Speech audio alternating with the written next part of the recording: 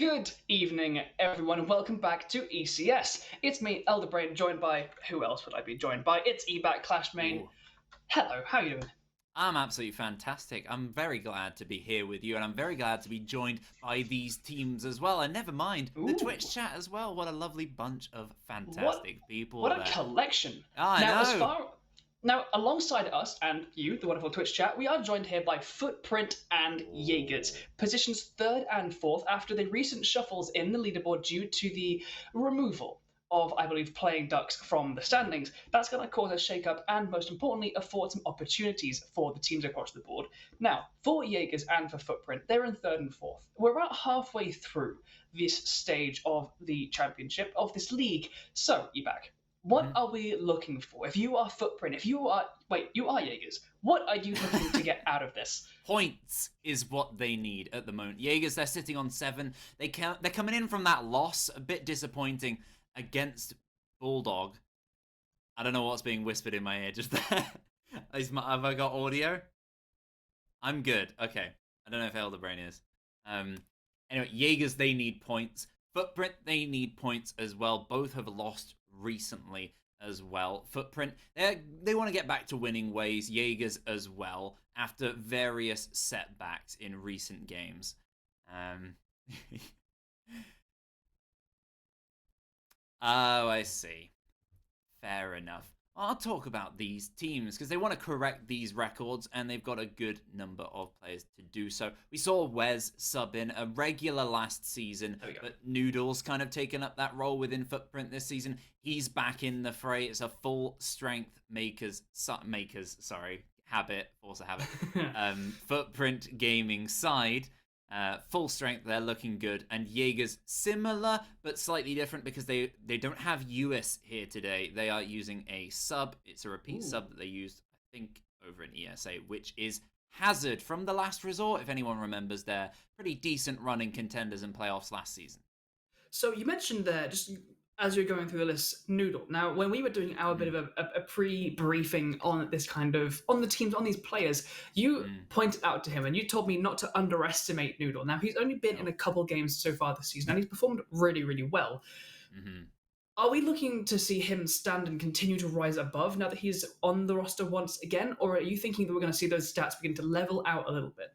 I don't know, it's really tough with this particular game because the stat war that we've been looking at, I've been collecting all the stats on these teams, and Jaegers statistically been a bit floppy this season. They've got overall their team KD is negative. It's not fantastic, whereas Footprint stat-wise, they are just fantastic. They took a bit of a setback thanks to their defeat to Lo-Fi, but they're still up there. Most of the top of the stats, highest KD, Kiliator, highest assists, Cariudo. It's all of these stats, and the bottom 3 deaths for all the players who've played 4 games in the league. It is Footprint, Footprint, Footprint, that being Rastin, Noodle, and I believe Cat Solar as well. You, it's really tough for Jaegers. Looking just on paper at those stats, what can you do? I mean, thankfully for them, games are not played on paper. They are instead going to be played on Oregon. Now, according to those statistics, we're looking like Footprint are going to be the ones to favour, to put your Twitch points towards should there be some Mm. kind of prediction or betting. But Ooh. we're on Oregon. Now, Jaegers are a team, you mentioned they've been flopping quite a lot, but Mm-hmm. somewhere they often stand pretty robustly is on that map. Mm-hmm. Are you expecting that to be an advantage, an even playing ground? Is it going to be enough for them, for Jaegers, to rise above the impressive statistics that Footprint have been laying out across the board so far? Jaegers historically, they're just so good on Oregon generally. I mean, this season, it's been a bit of a weird one. Shifter's come in. He's mixed a few things up. They're going for some slightly more adventurous strategies. It's a very different Jaegers than when you last saw them, Elderbrain, definitely. Mm. Since that final, they lost to Lions Creed. But even in that final, they still look pretty good on Oregon. That has not changed. Footprint, it's not a disadvantage that they're on Oregon, but it's not necessarily to their advantage either. I wouldn't say that they're necessarily at their best on this map. They are always strong, though, so it's always going to be very contentious. I think this one could go all the way. Well, there's only so much we can amp this up before we need to start getting ourselves into the lobby. Hopefully, the players are getting Mm. into it themselves. And as we are preparing let's have a little think about the next step, the thing that comes between Ooh. us and the action, the ban phase, as far as the operators go. Now, Jaegers, as much as I love them, they're not a team that really stands out to me in terms of really creative operator choice Mhm. that I either bring or ban. Now, up against Footprint, are you expecting that to continue, or are we going to be maybe looking forward to some slightly less orthodox things? I don't know. I've been surprised by a lot of teams recently, but that being said, you can't really anticipate anything other than the standard. The Thatcher and then some other sort of hard breach on the attack of Oregon. Defense-wise, Mira and then Whamar Probably a standard. Kaid. Yeah, that sort of thing. There's not really Mm. much you can mix up there. And if a team does go for something weird, we've seen a Jaeger ban already this season for some reason, which was a bit crazy. I don't think that's really necessarily anything you can bet on at this point. But I've also got to mention, we have another game today. It's not just the one, we've got the two. Because we have Cyberground, who are no longer an academy. They are just full-on Cyberground gaming up against Skittle.JPEG. And what do we make of that one, Elderbrain, once you finish your sip? Well, as I lay down this sip, Skittle have been, frankly, a bit deflating. Since Kangaroo Kenny has veered away from them somewhat in that position of leadership that he absolutely occupied when he was a figurehead of that roster, they have struggled. They've been bouncing around their roster for a long time, trading in and out different players, and we've yet to see them really find any kind of stable momentum with that. They've had some great moments. They've got some good players, but that's not enough to be a consistently strong team, and that has been their undoing, their downfalls so far. And Cyberground, I mean, they're at the Can top of. anyone in Twitch chat guess how many players they've used this season? Because I've got the stat here. I showed it to Elderbrain earlier. It's an insane amount. If you get it right, you win an eBack branded pair of socks. Answers close in about 10 minutes. Alrighty. Well, hopefully you guys can get that information up and win that amazing pair of eBack branded merchandise. But for now, we're going to be delving into this ban phase. We've predicted relatively standard things: Thatchers, hard breaches, Kaids, Wamais, mirrors, things of this ilk. Because Oregon starts off just so. Oregon is a very well matured map competitively. The strategies are fairly well ironed out by all teams of all levels of play. It's pretty rare to see something truly innovative come out. And that's partially a sad thing, and it's partially a good thing because we see these teams really, really perfect. It becomes you must do these strategies perfectly because everyone knows what you're doing, everyone knows the operators that you're bringing, so you have to execute it beautifully. So, I think we're at the high enough level with these two teams that any slight mistakes will become giant gaping holes in a team. And right now, I think actually with Footprint having the final pick for whoever they want, I think you've probably got to ban the Kaid with a Maverick and Thatcher. But if they do want to go for something out there, you might want to maybe think about that Clash ban. Given Shift here recently across different leagues has been rocking some very interesting strategies here on Oregon in particular as well. And that might come to punish Footprint on their attacking half. But no, they are going to go for the Kaid as they start out on the defense. Just a mindful towards their attacking play later. As Demanta said, I'm just so right. Should have banned Clash. Well, Clash, actually, to be fair, as much as it may come across as a bit of a meme statement, across the other levels of competition, most notably the 6th Invitational, which is occurring currently, there's been a lot of Clash play. A lot of Clash play, especially on Oregon, especially on the bottom floor, which is where we find ourselves for round number 1. She's been used excellently as a delay operator, as a utility absorber, as teams just have to throw so much at her butt for now. 6th pick phase will Throw not them at be... her butt. I mean, that's the best place to throw them. And Yeah, Killiator is going to be treating us to some Clash. Big Dave, switching over to the... Who's Big Dave? Big Dave is a different name, isn't it? It's Shift. Shift, right. Shift will be treating us to some Jackal to bring out something a little bit interesting. Quite a lot of intel here on the side of Jaegers, but both the Jackal and also the Zero.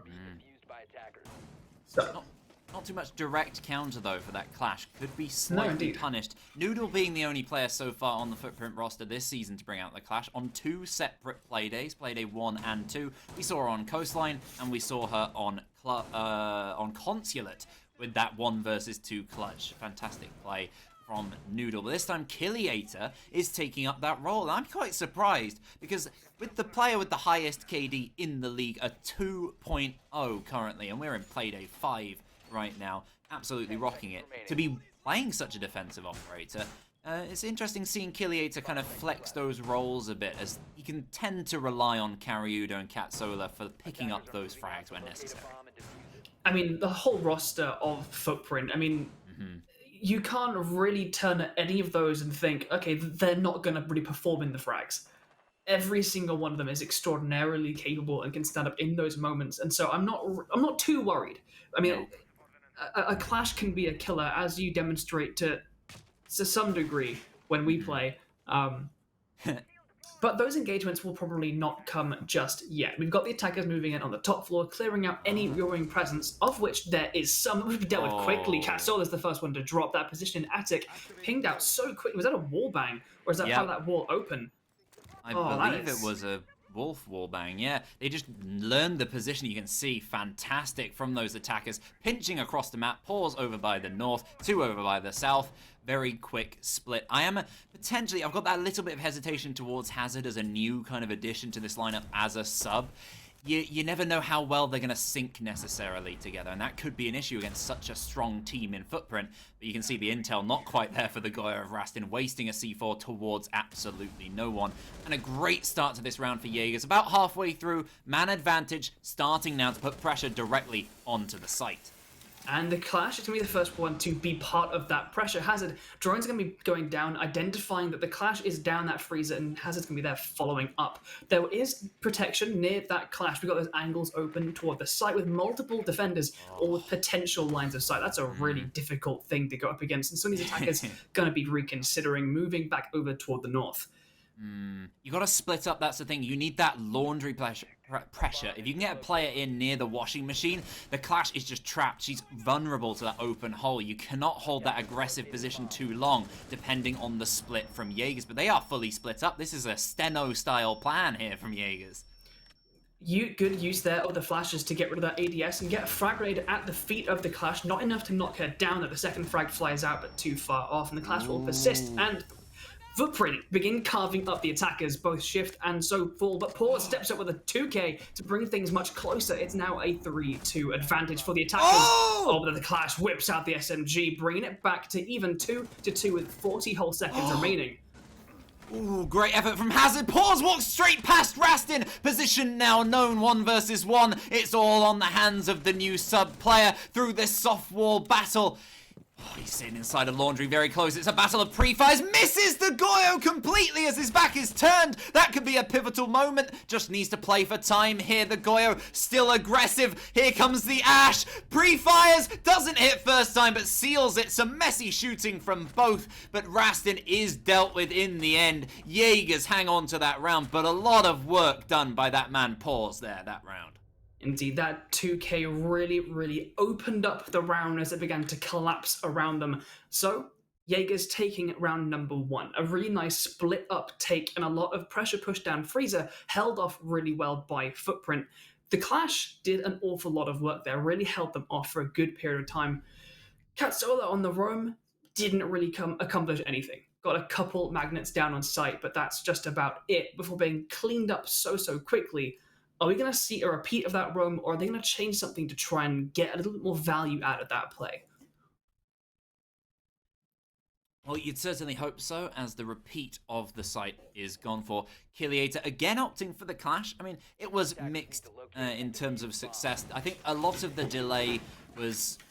I mean, there wasn't really much delay at all. They wanted to keep that a lot closer than it was. When it came down to that 1 versus 2 type situation... The split from Jaegers worked fantastically. The mid-round plan that Big Dave is calling out, giving the big calls, and it really seemed to work for Jaegers. They just clicked into action. The Clash really does help when you're low on time, but you need to rely on your roaming players to stay there and provide pressure, and Katsola really just not up to the task that round. No, I mean, given that that was such a prolonged engagement, the attackers were in freezer pushing for such a long time and it was held off, but the fact that they didn't really need to spend much time at all clearing the rest of the map meant that they just had that much time to be down there, apply pressure, reconsider, readjust their approach, and they had about 40 seconds left when we hit that 1v1, so really good time efficiency from Jaegers to get into that position. Clash will help an already weakened situation for the attackers in the defenders' terms. You're in a really strong position. There's not much time. She's fantastic. You got a man advantage, great. But a man disadvantage and a lot of time, really not that useful. And Killiator, despite the fact he's pulling out the weapon, not quite enough there. Jaegers this time, can they have as good a start as last time? Well, they identified Catsola and shut him down over by Attic first time around. Oh, that's me, and that's you. Wow. Anywho, I'm liking these. Anyway, I was saying something. I get very distracted by my... You were talking about how they shut down Catsola on the roam really quickly. Not something they're going to need to do this time, as he's down there on those North Tower stairs. The Gemini is going to follow down, not quite going to make it all the way down to the bottom of the stairs, but again we have a complete lack of top floor presence on a site such as Laundry and Supply. This is not super unusual, but it means these attackers do have this extremely large amount of time and freedom to get on that top floor, to take all of that control, and begin pressuring Catsola as he's probing up those stairs and is going to push him back down towards Pillar. Killiator just having a bit of friendly banter with the Ash on the stairs. Hazard there. A lot of pressure above this Clash. Drones. There are 2 players above, one of which is the Sledge. If Demantas can use these fragments, I didn't even know if he was him. It's just so obvious. It's always Demantas on the Sledge. He could really punish the players tucked in here. Noodle now with the Clash tucking in. This is a much more successful position for this period in time. They've wasted about 20-30 seconds more than last time at this point, and Footprint are so much more in favor, especially with the equal man count.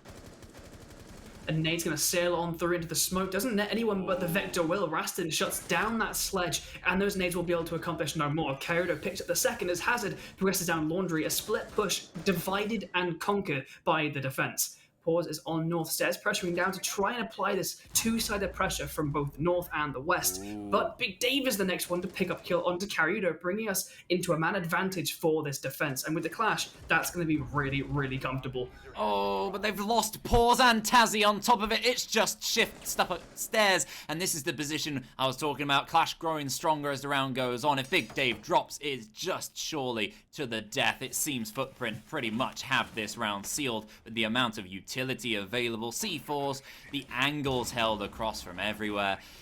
Footprint so much more successful this round. Absolutely. The way that the split pushes from Jaegers coming down from the Laundry and from Freezer, I don't know if it just felt a little bit too disjointed. Just those slight, I mean, we mentioned leading into this how the tiniest mistakes will get punished, and it is exactly that. It's the occasional misuse of utility, the mistiming of a throw of a frag.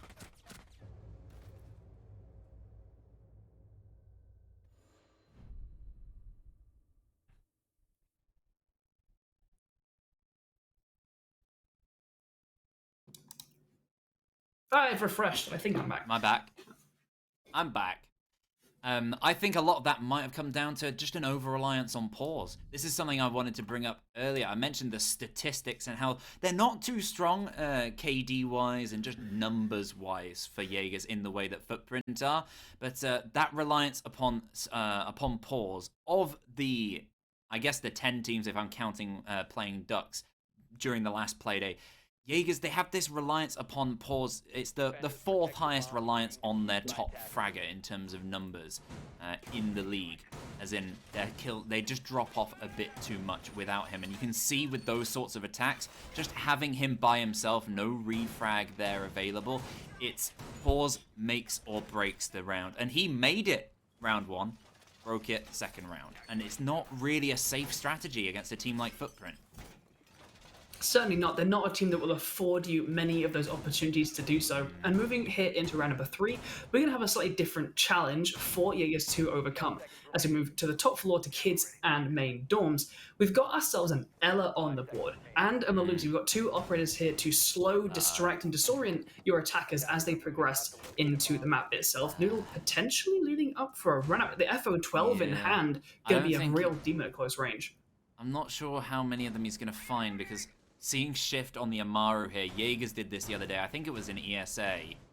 if I remember correctly. They love doing this. I think it's the Tempera Rush is what it's called I think the at the Tempera moment, Rush, yeah. which is just blast inside the kids' window and the main window. We've seen them do it across leagues. If Footprint have studied well, they'll be ready to expect it. Hazard's going to blast underneath, maybe get rid of some frost mats or whatever it is, and here they go. Tazzy gets the first, blasting into the site. He's got the diffuser in hand, but he's not taken down. It's Demantas and Shift in the meantime. Tazzy's right next to one, but Paws seals the kill. Players underneath as well could provide a bit of resistance with C4s. Hazard gets another. Hazard, that's close. 2 versus 3 now for the defenders. They pick up 1 in the post plant.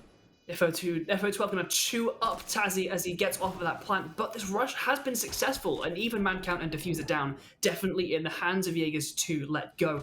Hazard's going to be repositioning to cover the plant, and he's going to need to. Noodle is all left. He's shut down and Killator by himself. These attackers now. Ooh, a chunk on a beautiful shot, shuts down Paws, and is. No, the Ashley's going to need to swing it in. Does he have time to get in there and get this player before he finishes the defuse? No, he jumps off, and the shot's landed by Hazard. And Jaegers take round number 3. Oh, so very close for Killator. Almost there, clutching the round and not sticking with that defuse. A questionable choice indeed. I guess he assumed that the Ash probably could have made it if Hazard had gone directly through that rotate and gone for the player. He might have been able to kill her on the plant, so it makes sense, but he went the wrong way momentarily, and I don't know if he did that intentionally, but it worked out for Jaegers. Very, very close at the end there. Killator fighting back, being lethal, whether on the clash or not. Whatever the weapon, he's having a great old time, but just not converting the rounds. Jaegers, they did the work early on, and again, most of it down to that man on the 0. Pause. And how much intel might he be getting as well with that operator that we can't even see that might be contributing for this?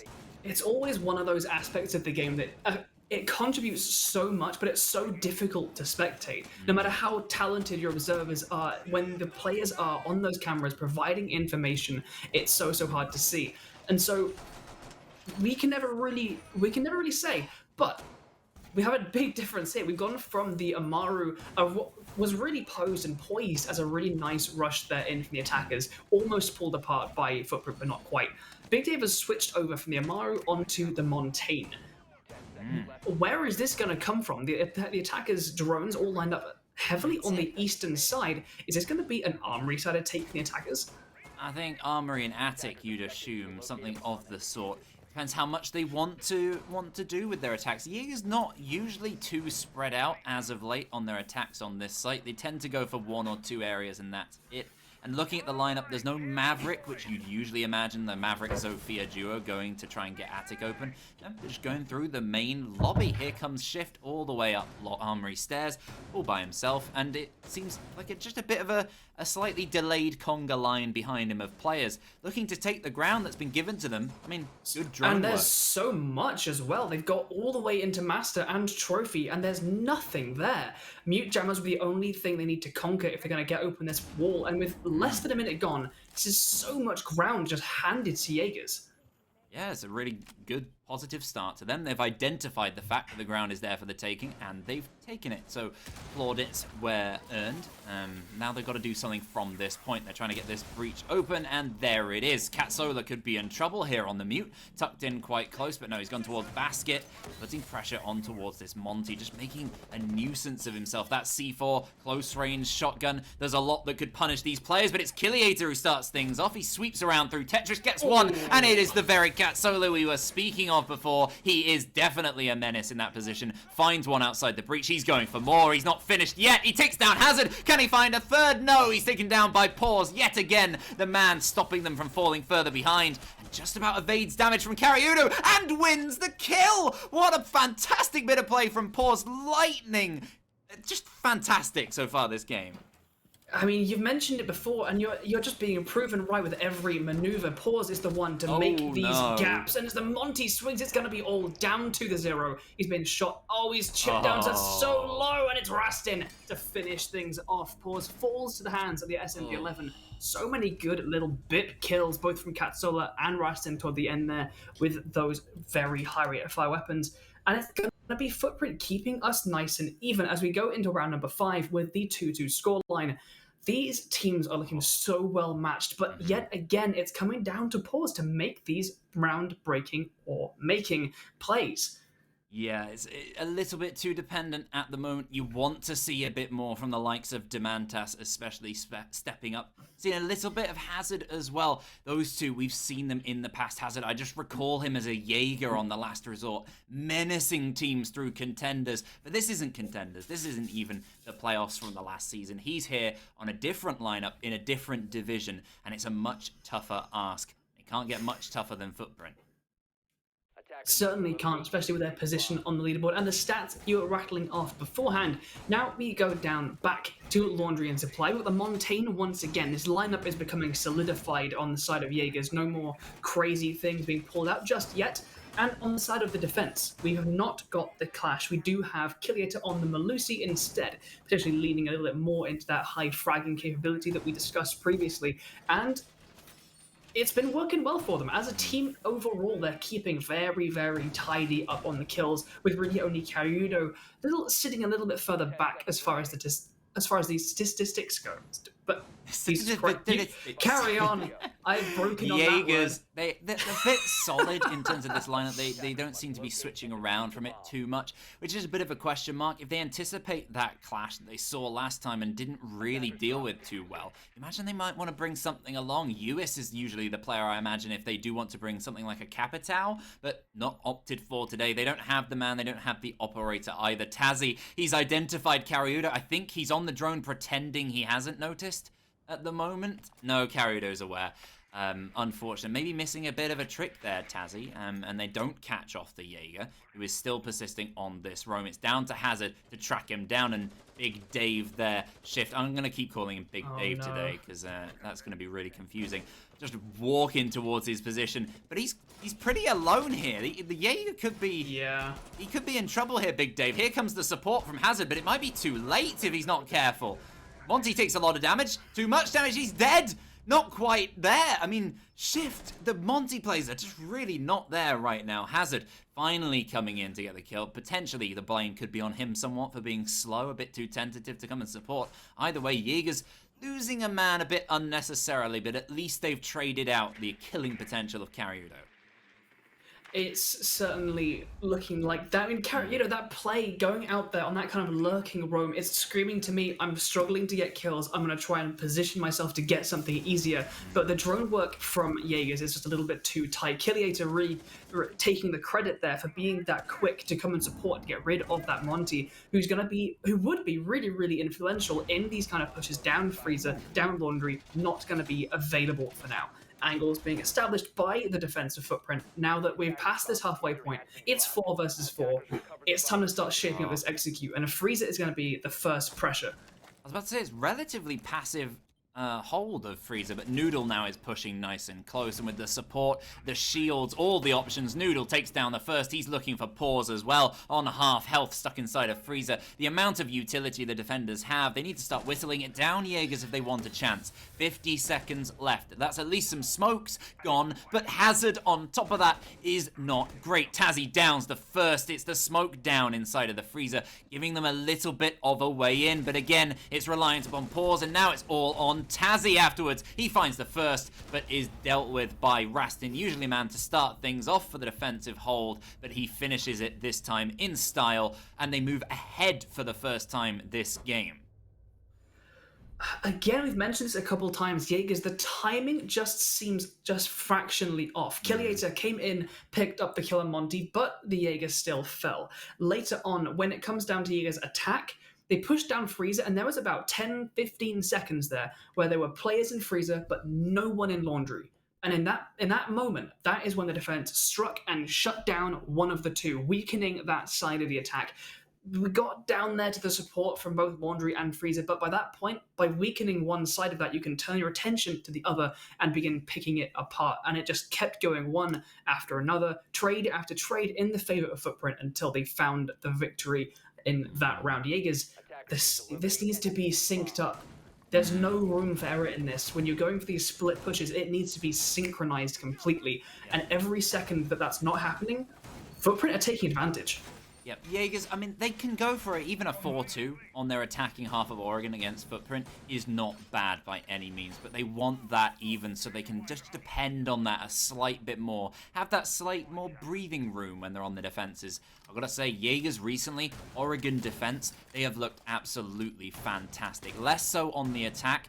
They've just been kind of coasting along when they've been attacked first recently on Oregon, and then they step into gear. We're going to need to see that true if they want to take home all the points today, because they keep it this even for the rest of the game. We're headed straight to overtime. Wouldn't be the worst result for either, though, to be fair, to keep some points for both.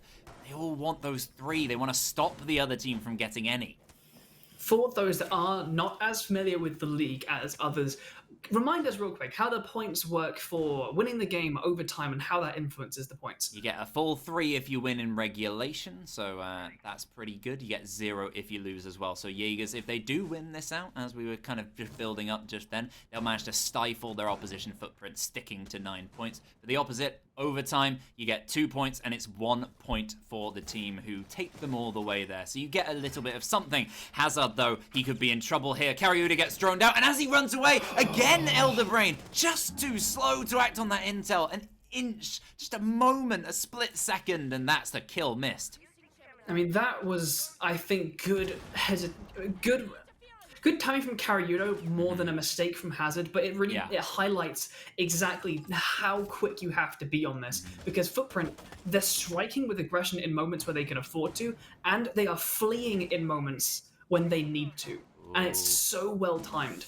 Solar's under so much pressure here. He's taking damage to his feet across a lot of angles. He doesn't have that much direct support, I don't believe. Oh, it's Karyuda actually tucked inside the breach. Big Dave, he's got to watch this position. No, he usually hides there himself. No! He's sinking down alongside Demantas. 2 people fall, but Tazzy's there to rescue things for Jaegers just about. Hazard as well, pulling the man count even. It looked like it was falling apart momentarily, but thankfully, it's not the best utility that Jaegers have, that they have lost. So for them, pretty decent to still have the 0 on board, as well as any hard breach they need for Tazzy.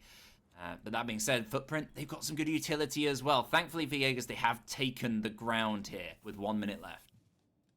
Really nice establishing of those angles, and it was so good for Jaegers to have brought that back. That looked like it was falling apart rapidly. Pause is going to be the one to make his way down toward this first floor. Tazzy, who's trying to get the breach, but Katsola swings around. There's no one covering, and that breacher gets shut down. The fuser dropped as well in the hands of these defenders.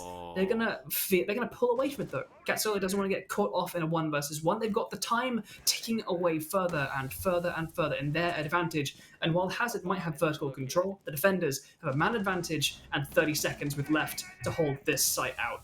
Oh, well, they've lost another man. It's down to Pause yet again. So much emphasis on this man. In his favor, though, very low health for a lot of these defenders, but 20 seconds is the main thing that's against him right now. They're across all sorts of floors. He's got no diffuser. He finds a lovely shot onto Noodle. But again, Rast in there with the final kill. Footprint take 4 rounds on their defense. A lot of pressure now mounting for the team in orange now to step up here on their defensive half. It's almost lined up for Pause there. The positioning there from Footprint almost punished, but not quite. Rast in there with that little dip down to avoid that stream of bullets from the 0. How manages good to bring Rast them. in? Rast, he's pretty good. He's pretty good. As you said, 4-2 at the half. It's not a nightmare. It's expected to some degree, but Jaegers, you've mentioned how good their defenses on Oregon have to be. There's no room for error here. There's no room for needing time to warm up. You've had that time. Your trigger fingers should be nice and twitching right now, and this is the time to put it to use. Tazzy's going to bring out the Frost. Aside from that, a pretty standardized defensive lineup coming out. Nothing too worthy of drawing up. I'm interested to see where Tazzy puts these maps, though. I think 1 round slip, and Jaegers are in trouble. They need to get some consistent ones together. You can't give Footprint too much ground. They want to save that potential round lost for later, because you're never going to be able to get too many consistent rounds against Footprint. They just are not a team who will let you do that very often.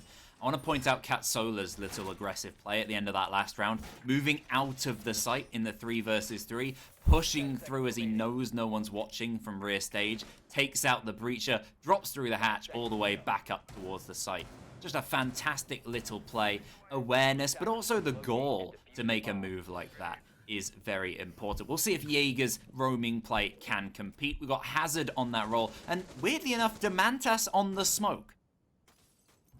It's not something that you see all too often, but he's capable. He hasn't found anything yet in the game, so maybe he's hoping to get some shields down, be useful, get some canisters down. If he can't hit heads, at least he can delay the area. Pause. I'm interested, actually. They've reinforced this hatch. I'm curious to see what the motivation is behind that. And it looks like, at least for Katsola's sake, there is some interest in taking Armory. Pause has hopefully got an ADS in there to protect himself from the nades of the Yana, but that has yet to be seen. Is it nade protection from underneath? Is that what he's going for, slightly? Potentially. Give him a bit of hard cover? We've seen, if you think of Skittle, like, Inferius underneath is an absolute menace on the Iana. We've seen him get that kill so many times. Katsola, same operator, similar position, not dealing with Pause just yet. The first minute is gone, and no kills yet for the attacking side, but they are starting to burn utility. Not quite the same as Jaegers and how fast they were at times of taking this ground. There is a bit more resistance.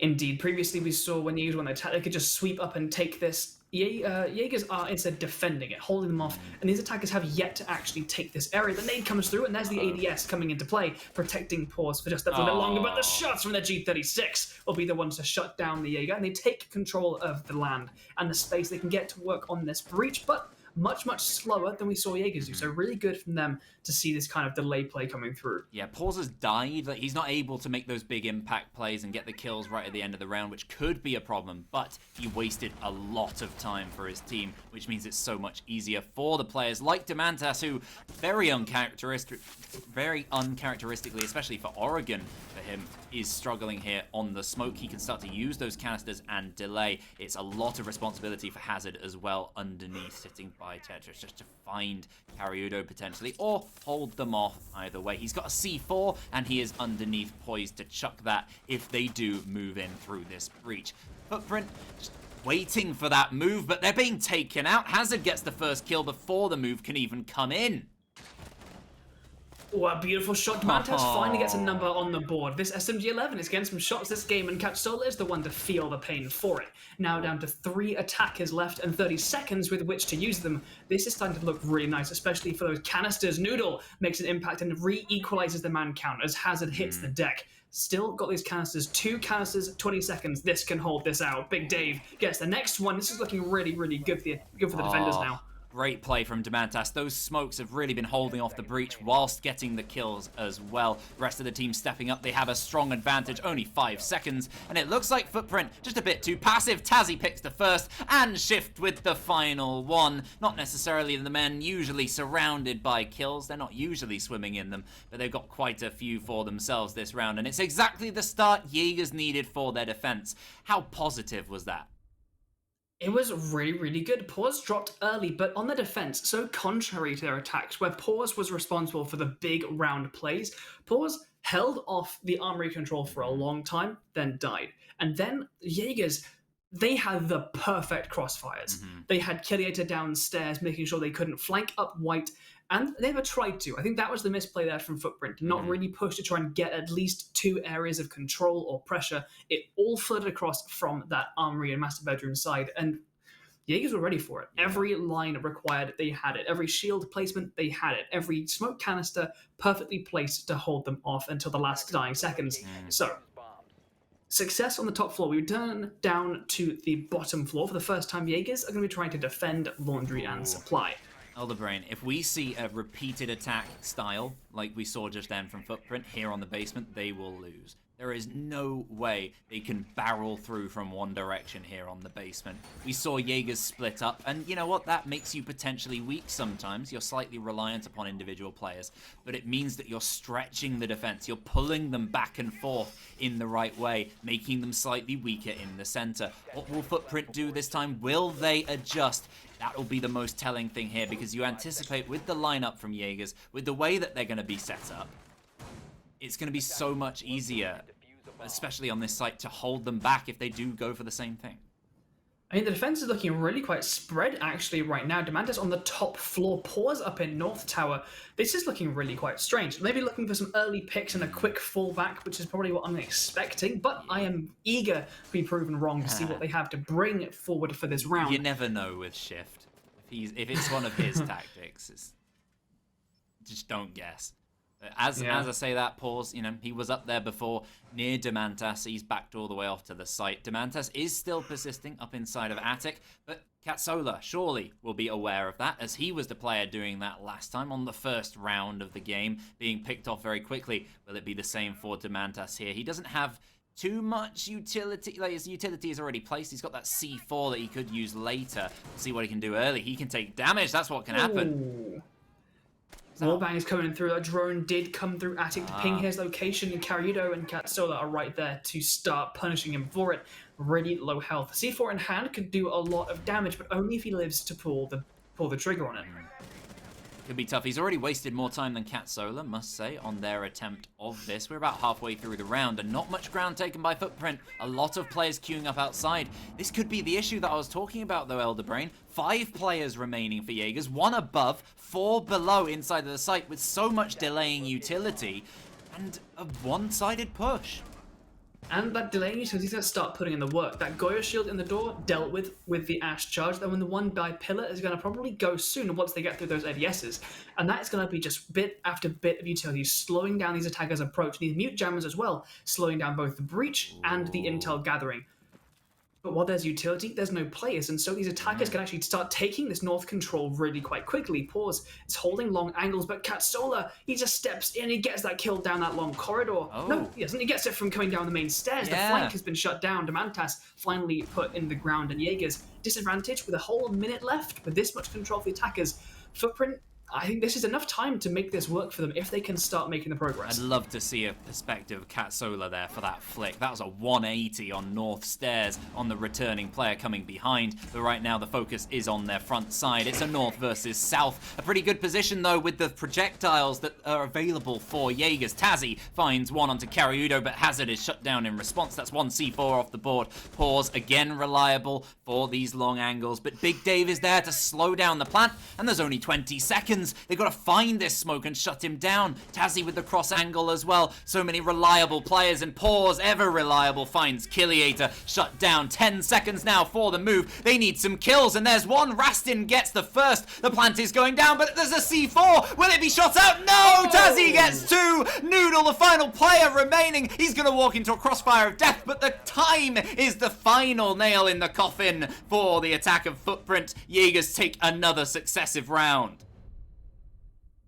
It punished exactly what we talked about. You can't push from one location. They got a lot of ground. They got it in decent time, but with Tazzy in freezer and with Pause with those long angles from Laundry, they just had so much control again of the entry that Footprint chose. If they had had one player come down Laundry in the last 30 seconds, they could have picked off Pause and that long angle, or Big Dave with those smokes. If they'd sent one player down Freezer, then they could have dealt with Tazzy with the massive impact C4, but no. Switching to kitchen and dining for round number 9, we're even at the scoreline. And with Jaegers winning 2 of their defenses, this is the stuff they needed, and this is a position they are going to be much more comfortable in. I mean, Jaegers looking much more comfortable on the defense. I don't want to say I told you so or anything of the sort. I mean, it's very predictable that Jaegers will be good at an Oregon defense. A lot of teams are, and them in particular, but they are having a really good time right now. And this is one of those sites, if you've seen it in the past from Jaegers, if you've been watching them recently, you know what's coming. It's Shift, Big Dave in capital letters, sitting at the top of the tower in what I like to call the Ella box of death, because usually you shove an Ella up there, you put Grismots around, and she holds it until she dies. It is delay, it is just waiting around. But the difference with a Clash is you can actually just walk out of there safely. Down the stairs, off you go back to site, and then use her strongly on the rest of the site. She's so useful around kitchen as well as the dining door as well. The interesting point is what I imagine we're going to see from Shift, if with those 2 C4s on the board, the floor inside that top office is soft. Clash hides in the corner, no window, come at me, boom. We've seen it so many times, and with the frost mats as well, the ADS is the cover. He's going to be a task to flush out of here. The drone is going to make sure those frostbites are not a surprise, and so hopefully either a rappel upside down the window or a jump in and glance will hopefully make sure these attackers can not get punished. Hey. But Demantas, you need to deal with him. He's going to step out of the MPX and shut down Noodle. That's a lot of utility off the ball, with the Zofia being the first one to drop.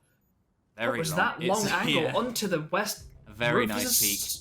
Well, he's protecting the clash as well across, and Katsola could be in trouble here as he goes for a peek across. Karyudo holding the angle as well. The thing is, although this is very safe, think about how much time is being wasted here by just the presence of Demantas alone. He doesn't even need to peek it. Never mind the clash inside of the tower. Tazzy has been taken down, though, in this little period. And Rastini's just pushing on straight past. He's ignoring the clash, and here he goes. It means there's no way down for Shift as well. He's tricky. He's got so many angles to watch. Very isolated. Demantas is miles away. He's got to be back in there and get the support of Pause. And now a lot of pressure on Shift to find this first kill. Ooh, some narrow missed shots, and Karyudo shuts down Big Jaegers. Does turn into a frost mat. This must have been called out, but it's only Pause yet again all by himself. He swings, he can't get one. Killiator ties up this round. Footprint pulling back into the lead on their attacks. Oh man, there was so much in that round to go through. This game just exploding into life as Jaegers, they're showing that they have very good defensive setups, and if you do a standard attack, they will beat you. So they're forcing their opposition to do something a bit more out of left field, and Footprint finally, for the first time, stepping up and showing that they are something to be reckoned with here. Kid Storms will be now attempted again by Jaegers as it reopens up.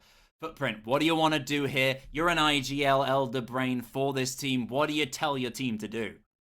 For Footprint, split up. Split up, go 3 and 2, disband. send 3 players. See you later. End of your careers. No. Split pushes. Thing is, I like that they're moving together as a 5 in the first half of the round. It's allowing them to take control of an area very effectively. There's nothing wrong with that. That's really, really good. It's the second half of the round, the last third of the round, where just pushing through an area, you give Jaegers so much time to be like, they're coming from this direction, we need to hold this doorway and this wall, go. And they have all the utility and all the angles to do so. It needs to be that 45-second, 1 minute mark where 2 of the attackers change tag. They go somewhere else, they swing in through a window, they come up somewhere else and punish Jaegers for what is often a very one-sided defense. You could say the issue with that partially is that Maverick ban that we saw come out from Jaegers earlier on, making sure that it's that much tougher. I don't think teams like to breach over on that side unless they've got a Maverick. That's really the only way people feel comfortable on it, which doesn't really make too much sense to me. It's, all you need is, like, an Ashe can destroy any denial on that wall in seconds. You just need to step in the bottom of North Tower, shoot open the wall to meeting, and fire underneath, and you can get it open. Like, there's no... Or Azero can do it by himself, to be honest. Like, there are so many ways of dealing with that. But defending Kids Dorms once again, we've got Pause at once again defending this armory. The drone's going to come in, confirm his location, and we'll see how long he can hold this. This was about a minute or so of his delay last time. It was a very long delay from Pause, but he's playing a bit more aggressive this time, dancing around these angles. It's down to Katsola to find him. He finds definitely some damage. Oh, and ever so slightly missing the foot there. Pause is really in trouble, especially for those nades. He doesn't have any protection. The stuns are coming in. He's very vulnerable to the Ana here, who doesn't seem to know. Karyudo opening angles underneath, and Big Day has been taken down. Shift falling inside of Wolf. So much going wrong for Jaegers at the start of this round already. Again, a lot of pressure for Pause. There's no way out here. As he has this hatch closed, it means he's got no way out. I mean, the hatch, I think you're right, is protecting him from below, but Noodle, he gets down Tazzy, but Demantas swings for the refrag in seconds, and it's going to leave us into a 4 versus 3. We've got that low health on Pause. He's still there. He's done the minute and a half, but he'll get no longer. Karyudo sinks that R4C right into him, and the refrag back. Demantas is going crazy. He's bringing himself back with a triple kill, and it's going to be down to a 2 versus 2. What a whole step up. I mean, massive. He's coming alive in exactly the moments they need it, but is it enough? 1 minute and 20. Even man count. These attackers have the time to start breaking this apart, to get the information they need. And there's no surprises where Demantas is playing. The shield has done a lot of work, and it will continue to do so. Oh, every single player with good utility here. Nomad making sure no rotates come about. The ace can open the angles. But importantly for the defenders here, they've got 3 canisters still remaining. And the time is ticking on. Demantas in a strong position as well. His shield isn't flushed out. They don't have any projectiles like the Ash breaching rounds to deal with those shields. And Hazard as well. They can't get his Banshees in the middle of the floor. They're just walking into a death zone. They can't even get anywhere near. It's a quad for Demantas with such a slow start. He's suddenly become a giant. Can he find the final kill for the ace? He's waiting for him. Rastin is close, but Hazard is the one to seal the kill. Jaegers take another round, round 10 for them, and they are stepping ever closer towards overtime, certainly, but maybe even the win. There's still chance to win this in regulation and take all 3 points. I'm confused by Rastin's move there. He opened up the armory wall, and while it was looking like a 2 versus 2, he left. He went downstairs and left Nomad all in a 1 versus 2, where she got shut down and made his re-entry that much harder. Confused by that move, not sure. I'm sure there was some reason to it, but either way, turns against their favor, and we find ourselves at 5-5. This is the last chance if you want to get some regulation wins. You need the 2 rounds in a row, and Jaegers so far looking a little bit more on track to do so. Gonna head back down to laundry room and supply. Are we gonna see Footprint adapt? Do something a little bit different? Because at the moment, Jaegers are saying, you're being predictable, you're walking in this side, we will smoke you out. Yeah. Very simple from Jaegers. I like that classic North versus South hold where they don't play too aggressively close to breaches and rely on those fights. They're just relying on utility. And against Footprint, that's the smartest thing you can do because they are such strong gunning men. You can see Shift here, he's reinforcing elbow. They're not going to try and hold it. They're not putting too much direct pressure, not challenging too directly. Put your reliance on utility, burn down the clock, and then they're in a great position. That is the biggest advantage that the defenders have. We spoke before the game, Elderbrain. I was talking about all sorts of things, but one of my things was that they rely a lot of the time on pause Jaegers. They have a bit of reliance upon the kills of Uis as well. When he's gone, Demantas needs to step up. And at the start of the game, he didn't. It was mostly Hazard doing the job. But in the last 3 rounds, he got 6 kills to pull himself all the way back from the 0-6 to the 6-8. Pretty solid from him, and they need to keep him gunning if they want to turn this pullback in rounds into an advantage in rounds. Yeah, they have yet to really... I think they have yet to actually take the lead in terms of rounds. Footprint are not letting them get away with too much. But I think if this keeps going, Demantas, that's the start you need. He's going to start things off with a headshot from the SMG-11. Wow. Where was that? Was that a run out or a peek? We're all rather confused. We're a little bit confused, and Katsola will be the most. Exactly, Katsola. I mean, it's exactly what Katsola lacked, what Demantas lacked last time doing this roam. The players up here have really struggled holding Attic and being that man to pinch. But this time, he finds the first kill. A bit of time wasted and a lot of pressure on those players downstairs who could be worried. The Nomad will certainly help in shutting down the angles, but Noodle has been down outside. Thankfully, the refrag comes out, and actually, Noodle is revived quite safely, so the equal man count is now established for Footprint. Not quite out of this one. Health disadvantage though, 20 health on Noodle, and the gas canisters of Shift are a horrible combination, as well as those Goyo shields. A minute and a half left. Demantas, he's gotten his first kill, but he's taking a lot of damage in return, and these attackers, they want him out of here. Still fairly spread outside. Go ahead. I like the mute bulletproof shield. Bulletproof camera, and that's a fantastic shot again from Demantas. He's pulled himself even. I was talking about his stats just before the round, but he's gone all the way back to even, which is fantastic. What a showing from the man. I told you he was good on Oregon, Elderbrain.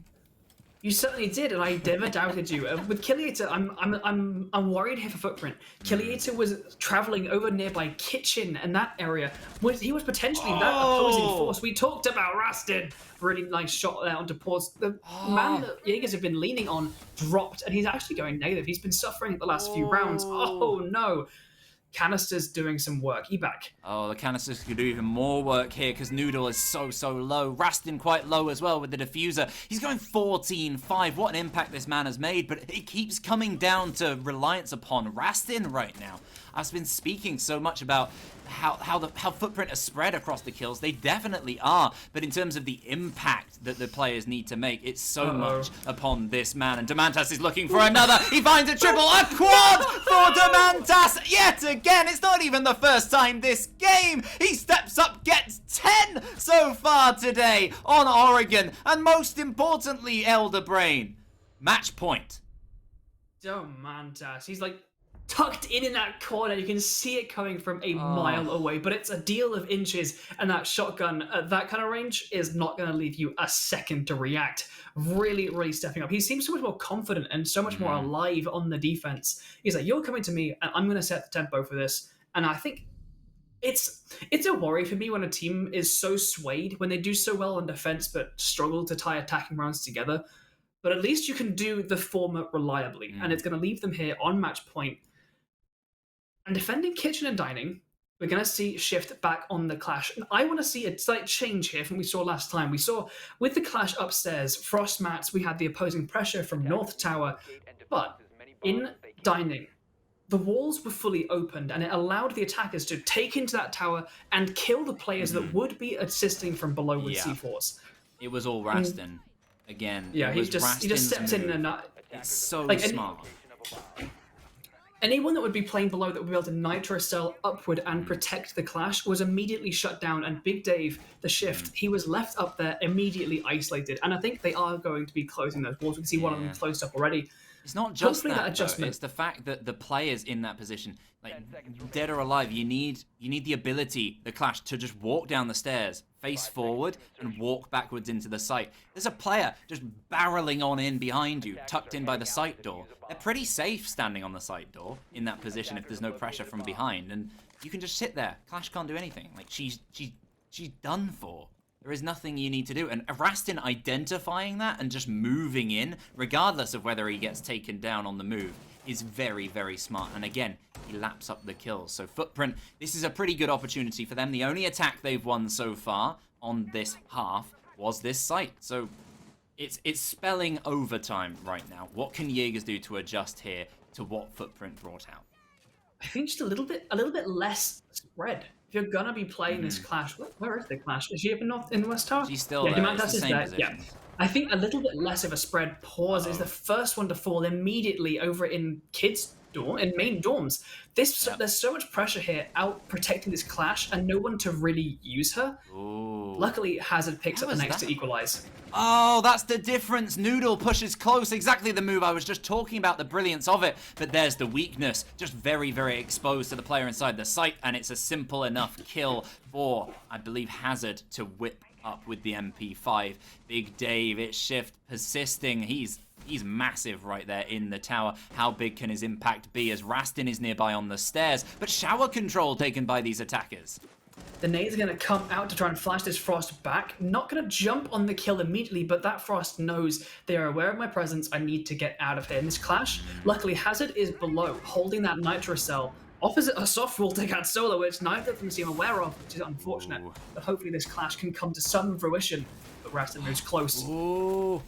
Hazard versus Rastin, they're so close to each other. The jab's there, and the AK-12 is there to seal the kill. An advantage taken by Footprint, 1 minute remaining. Clash still in the tower. A tough angle here for the Clash being held by the Ash here. There's pretty much no way out. They've isolated, they've made it a prison for the Clash. There's no way out. Okay, we'll leave a man there. They've still got a man advantage, 3 versus 2 for the rest of the map, and it's simple enough for Rastin to go and plant. There's no smoke to delay, and it's down to this Valkyrie to deny it, and takes down one. Tazzy gets another, but a refrag comes out onto Demantas. A 2 versus 2, but again, Clash is trapped. She wins the fight! Cariudo goes aggressive on shift. That could be the moment that wins the game for Jaegers. All in the hands of Cat Solar now. Suddenly I was setting up for a Footprint win here, and now it's down to the Iana, trapped inside of security, jumping into the site, going for a plant. Tazzy can surely hear it. He's going for the floor bang, gets the floor bang, a headshot onto Cat Solar, and a win for Jaegers in regulation. All 3 points today.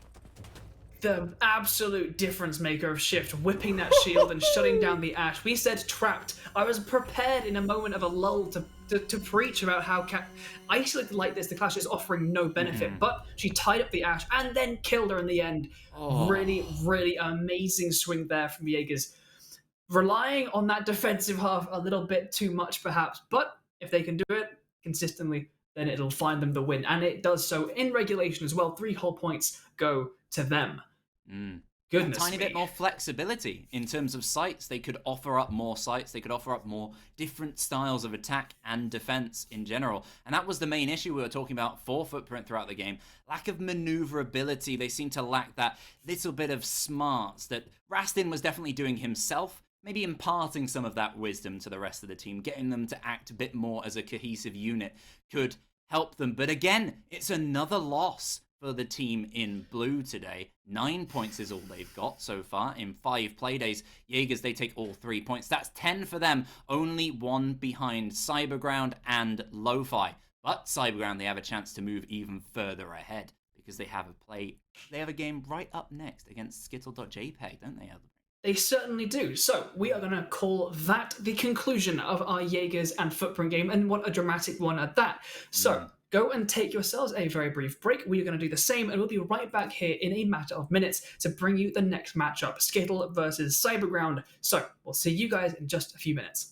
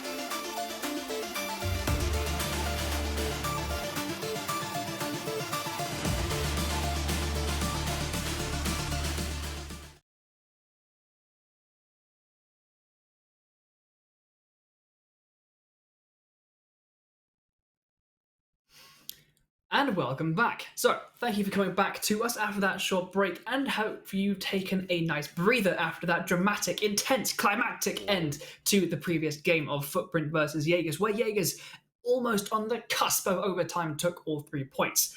Now, to bring you the second and final game of the night, you have once again myself, Elder Brain, and of course, the illustrious. Ooh. I mean, look at that indulgence. Jesus Christ. E-back. And we're here to bring you Skittle.JPEG versus Cyberground. Not Academy. No, They are the full gaming. Cyberground. Official Gaming. Cyberground. Gaming, okay. Yeah, Cyberground Gaming, I believe. So If I'm not mistaken. They're pretty good. Yeah. Pretty good. They got a GG in there, and they might have a GG in the lineup as well. I'm very interested to see if we see him today. I don't know if he's in the team GG's well played. Because he has been very influential when he's been in. But even if not, the lineups today are pretty much the main thing of discussion, because both of these teams have used a lot of players. Cyberground, a lot more reliable. They are still, despite everyone else playing already in this Playday, they're still top with a game in hand. This is a great chance to move further up the table. Skittle, their win against Playing Ducks earlier in the season, void. What a waste. They're not going to get those points that they wanted. Since then, they'd only won once, and that was Playday 1, and it was an overtime win against Arctic on Oregon. Not great from them. Bit unfortunate in terms of those results, but I guess, it'll all add up to the same thing at the end of the season. It just means they need to build some more momentum now, and the one thing that could be a troubling factor is those lineups, as I mentioned earlier, Elderbrain.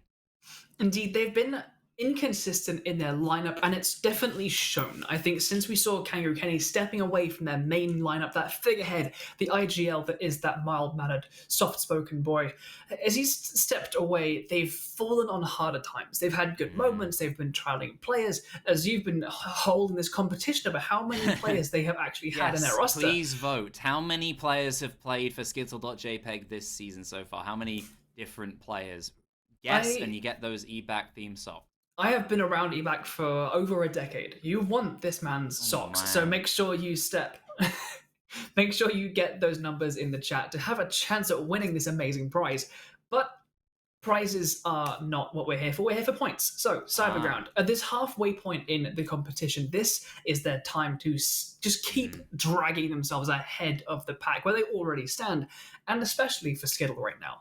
Having lost those points, as now Playing Ducks have been voided from the competition, they need to make sure they are not falling behind, because there comes a point where you can't reach the top, where you can't get yourself back into the competition. And if they want to make sure they are avoiding that deadlock, that point deficit that they can never recover, they need to start getting points on the board now, and they can't be doing it in compromises or in overtimes.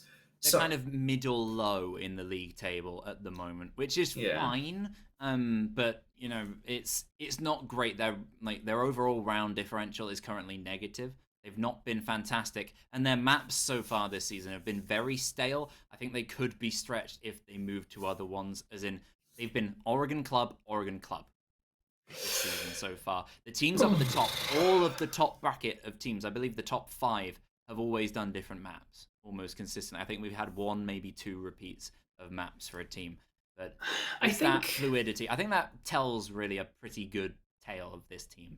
To be honest, it's a tale of the team, and it's a tale of the league in general. Obviously, I've been a little bit sporadic in my absences of late, but we've been here at ECS and previously EEG for a hot minute.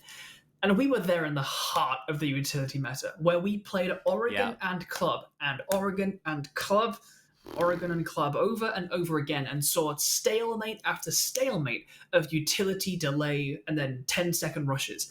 And since then, we've seen a couple seasons roll through with new operators, with changes to utility and how they work. And I think we've started to see the real effect of that. And you see in some competitions, in some levels, in some other leagues, and at the top of this one, people are starting to change their lineups. They're bringing more versatile operators to bring different mentalities and methodologies of play, and on different maps, learning different places where they can find an advantage. And when they do so, they often find success. All right. Well, we do have a different map, though, today, Elderbrain. Do we? It is not Club or Oregon. We are on Cafe, which I haven't seen for quite some time. And we know reliably Skittle, pretty strong here. And pretty solid for Cyberground as well. I pretty much fancy them here. They won it on Playday 2 rather convincingly as well. So a pretty good record for both teams. What can they do? How can they convert that? As we said last game, on paper, Footprint, slight statistical advantage. Where did that get them? Absolutely nowhere. So we'll see if that is true for Cyberground as well, because they played over in ESA. They played against Footprint yesterday, and they got absolutely smack-a-roonied. They did manage to steal themselves the second map, a draw, but not necessarily the Cyberground we expect when they've been tested. And now it's down to Skittle to make sure, with this ever-changing lineup, will they stick together and be a good team unit here on Cafe? Well, it offers them an opportunity to be unpredictable, and that is valuable so long as you use it. If you bring a mystery lineup to a map where, in most circumstances, there are pretty set ways of attacking it, Cafe, not as bad as Oregon or Club, but still, there are conventions. There is a meta involved. If you bring an unpredictable lineup of players and operators and tactics, that's when you can really, really punish a team that thrives on predictability, like we saw with Jaegers' defenses previously. They were like, you are attacking us like this, line up the defense, take the win. If Cyberground are that kind of like regimented team, then Skittle might be able to find some foothold in doing that, in being unpredictable. But that cannot come with a fragmentation of gameplay. That cannot be disjointed in the mentality of the game. Yeah. It's always tough to pull apart Cyberground anywhere, anytime.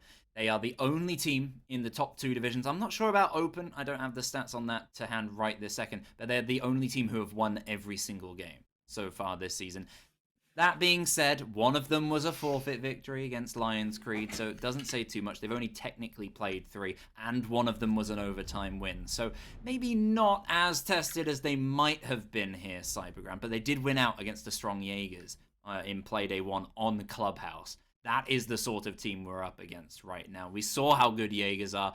They can beat that. Skittle in for trouble. And what are they going to ban to make sure is that little bit easier for them as they start out on the attack? Well, they're making sure, actually defense-wise, they can do a little bit more.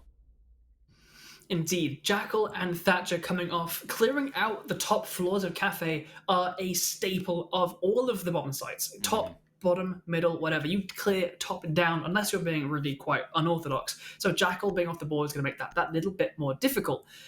Thatcher, pretty classic, whatever. Valkyrie, that's an interesting one for me because she can be so powerful with the large open spaces that Cafe is so full of.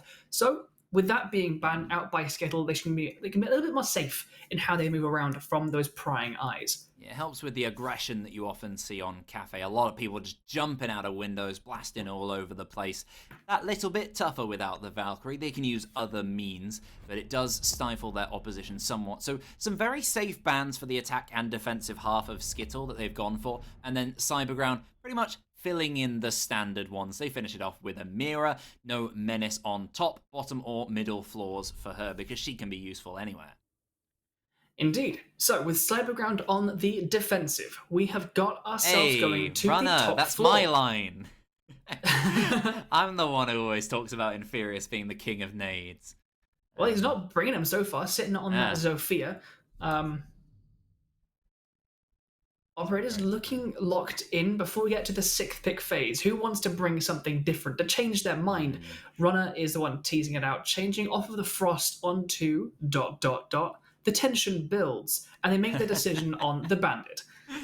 Very nice. That will give them, I guess, the options to deny quite a lot that maybe the Mute would anyway, so somewhat debatable. He can maybe trick, but there's not really any ground to do anything like that on here. So I guess that's a C4 in hand and a strong weapon just in case. I'm looking at these lineups. This is the thing, though. I saw Dixie D'Amelio play yesterday. I'm not sure who that actually is, but I'm just going for Dixie in general. I'm not seeing no Superstar anywhere, so I guess I'm just going to call him Superstar from this point, because no will be really confusing casting-wise. And the Skittle lineup, it's a real mix-up yet again. We see a repeat of, I think, last Playday's team, so that's good for them. It's somewhat stable, but there's a lot of players here who aren't usually there. You remember Ferb, if you can recall Volcano Esports over in Reflex back in the day, Elder Brain. absolute maniac on Oregon in particular. He is a very reliable clutch player. Jinx, also fantastic, and Dino, no exception as well. Last Playday, doing pretty well here on the supporting roles. I got to mention also, stat-wise, Stockeye, most deaths this season so far. He's having a bit of a nightmare. But you know what? He's a very reliable player anyway. It's not a medal that you want to have. Inferius and Stockeye being those figureheads, those common denominators of Skittle. Gonna get on repels nice and quickly. Gonna sit on that east window. Not gonna be punching it just yet. And Runner is right there with a Nitro Cell in hand, which could cause a... Do you see him reinforcing the red wall there as they're opening it right in front of him? That was a very risky move from the Jaeger. A bit of a wonky setup there from Cyberground, but eventually he does get that down. It's not going to be as easy to open. It's only Dino is the man who can get that open. And currently biding their time, waiting to see what they want to do before they make their ingress. A very standard west to east move by the looks of things. It started out that way, drones coming in, and Jinx is going to be taking the first steps into the map, dropping through that red hatch. Bomber is below. He's not one who steps up on the kills, but he's been doing fairly well in almost every other regard, and a Nitro Cell from below could net an awful lot of impact. Oh. But the first one's going to be Superstar. The NP5 is going to light up Jinx as he takes that step through the door. A spin onto the window play, and he gets the next one. Third hits the deck, but Dino is there to finally stop the bleeding. He's proving himself to be somewhat of a superstar at the start of this game. 2 fantastic kills, but traded out. Inferius falling will not be a good sign. Dino finds one in response. Still time and men to pull this back for the attackers. Stockeye covering from the roof, but not covering from the breach across from Cigar. The Jaeger takes down Dino, and the second. Robbie, what did I tell you before this game, Elder Brain? I wasn't listening, but it's being Robbie, Robbie when he gets a kill, he gets 2 kills. That's what Robbie does. And again, he finds the first, finds the second, and finds the first round for his team. I was kidding. I was listening. Okay. Bomber there. We mentioned earlier, Bomber, he doesn't do very well on the kills. He's got quite a low KD ratio, somewhere in the 0.5 region, which is really quite shocking. But he's in the bottom 4 for the league. In that round, he came up from below, he got 1 kill, and he drew the attention of 2 of the attackers back down red stairs, and that afforded Robbie that move through Cigar, and he got that double kill. So while you're lacking on the kills, the importance of that kind of play cannot be overlooked. That absolutely opened up part of that round and gave opportunities for the rest of his team to take advantage of. Certainly not. It's those moments with, for example, Shift. You know, players like Shift and Tazzy, who we were talking about in the last game, not necessarily getting the most kills or anything. The impact kills in the right moments are important, but also the support work they do behind the scenes. Maybe manipulating those 0 cams that Paws was placing down, that sort of thing to help them out. That is the sort of thing we don't necessarily notice, that we might be seeing from the likes of Bomber in particular. You can't really help but respect a strong player like that. And if he just... There's always an issue if you're on like the 0.5s. You probably do generally want a bit more than that. But you know what? His teammates are taking them all, because Robbie has been going insane this season, and he's not alone in that. Certainly not. A pretty predictable spawn peak coming out from Bomber. He's not going to be netting anything for it, as the rest of the attackers are coming in from the west and the north, making their way to the top of the building. They do have a bakery and kitchen and dining attack on their hands. This is the ground they need to take, and with a lot of these defenders above, I'll be interested to see how they deal with this. Are they going to go for that traditional top-down sweep through the building, or are they going to try and strike the iron while it's hot, get into sight, and establish some control? Looks like they might be trying to go for that strike into the core, catch off these players. The issue could be if there are vertical angles held. We've seen that punish. I can recall Lions Green Jaegers in the final even, just leaving players upstairs exposed to the kills, giving Jaegers that flawless. But right now, that is a flawless C4 from Bomber. And still, it sails through that upper angle through prep and lands right on the head of Jinx. Ferb, however, brings things back with another Nitro kill. It is all about Skittle and these Nitros. Robbie is going to be the one using the 416, and that Nitro misses, but still, we find ourselves with a 4 versus 2 to the hands of Cyberground, as they are just picking this apart player by player. Oh, and Furious, he's the one player doing the top down by himself. Everybody else taken out whilst they're trying to strike at the core, as he said. And Robbie here is in a very dangerous position for Infurious. But actually his team killed by Dixie, giving a way in for Infurious. He's on full health. He knows players are pushing towards him. If he can find this mute before he retracts. Unfortunately not aggressing. Superstar still taking it. Are they just shooting each other, Cyberground? What's happening? Potentially giving this away. You don't want to give Skittle an inch, because despite the fact they lost that first round and despite their position in the table, do not underrate these guys, because they are gunners through and through. They absolutely are. Skittle being denied that kill. A pre-fire almost lands in the head of that player swinging on that double door. Dixie is going to be the one to be playing there, but Infurious is being careful around. He kind of needs to be, but he also can't waste too much time. There's the first start, a good step in the right direction. Dixie hits the ground. Superstar is low on health. The runner, full health, that ripping Roni in hand, and they have crouched back on site. This is all in the hands of Infurious to basically attack the site from scratch by himself. And he's looking like he's low on intel right now. He's peeking all of these angles, which is telling us that he does not know both players are in sight, which is going to be wasting more and more of his time, as he has to be careful because he doesn't know where they might be. Dixie D'Amelio was holding the key to that defensive area, and now the door is swung wide open. But still two players waiting inside for Infurious to find. He pre-fires the wrong spot. He guesses the top of the bomb. The crouch angle being held is enough for Superstar to seal the second round in favor of Cyberground. It seemed like it, very much so, in the 4 versus 1. A good fight back, must be said, for the final man, but really... Oh, really? I mean, to be fair, they never had bakery control. It makes sense. They never got inside. They pushed inside the doorway, Nitro Cell. Another one pushes in, Nitro Cell. Another one pushes in, Robbie kills you.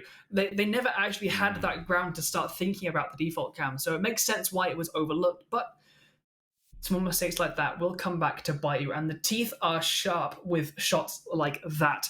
Round number 3, swinging in the direction of Reading and Fireplace. On Xbox, there's no default cams. Can confirm. I'm an Xbox player. Never shot in my life. Oh. I wish I was still an Xbox player, because I can shoot on Xbox. No, you couldn't. I could. You couldn't. You're now a good gunning player, as proven in the ECS staff match. You were rocking it. It's true. Killing Jess for most of the game. Yeah. It's true. Or have I just let go of my... This isn't about us. Anyway, we're here in a Reading and Fireplace. Yes, it is. Don't forget to go follow us at Twitter at Andrew Dadson and _Clashmain. Why not use the opportunity? And don't forget our fantastic our fantastic crew behind the scenes. I mean, screw it, definitely. Jerry the Music Man, don't forget him. And Noah with a bunch of numbers as well after his name. It's, who knows what the numbers might be. It's a code that we cannot crack. We are simply mere mortals. The attack from this is going to probably need to involve some top-down clearance. Reading and Fireplace is a place that involves so much soft ceiling and soft flooring that you can't really avoid it. But the defense is not necessarily the default east balcony lockdown that we see all the time. So I'm interested to see how Skittle are going to approach this. What are they going to find come up against them as they try to take what is starting off, at least, as a pretty standard take from this west top side of the building. And speaking of plugs, I mean, Skittle, they have plugged themselves into the socket. They just need to turn on the electricity, give themselves a bit of pizzazz moving into this round. They want to take down from the top. They got to do it quickly. 1 minute gone already. They've got no feet inside of the map. This could be an issue if they are slowed down. Cyberground, they're very good at delaying. They do the standard, the cyber in their name, kind of like with machine soldiers. They just do things by the book. Mechanically skilled. Well, they've managed to get themselves a kill for it, but a trade taken by Jinx. A trade and a lot of damage sucked in the side of Infurious from that shot from Robbie. He's going to heal himself up from that damage trade-off just as a nade goes off, a perfectly timed drop to avoid that death from Stock Eye from above. The attackers haven't stepped foot inside the building. They've lost a player, lost a lot of health, and there is less than half the round remaining, and they are not even on the right floor yet. don't want to derail this cast even more, but Stock Eye from Above is a great name for an album. Infurious gets a kill onto Robbie, but is taken down in response. He's not getting up with the withstand anymore, but it might be a revive from this player. There are actually 2 on red in support, ready for the refrag. The revive certainly will be taking place, if not for a very weird impact, but he's got none remaining. We'll see what Superstar can offer up in the rest of this round, but look at this delay. They are suffering in terms of man count, but they've done a good job here, Cyberground. Oh, a beautiful shot from Jinx. Bomber was there creeping to make a big impact, but won't get the chance as the R4C. VAR forces him into the grave. He's going to be replaced, however, by Lesion as he's moving along this white corridor, but the attackers have already dropped. This could be really impactful, but he spins. He's aware of it. The flank punch is there in the swing. He loses so much health, and the plant goes down. Dixie is all by himself in a 1 versus 2. A breaching charge team kill brings it into a 1 versus 2. Low health on both attackers. This is very possible, but his position is absolutely known.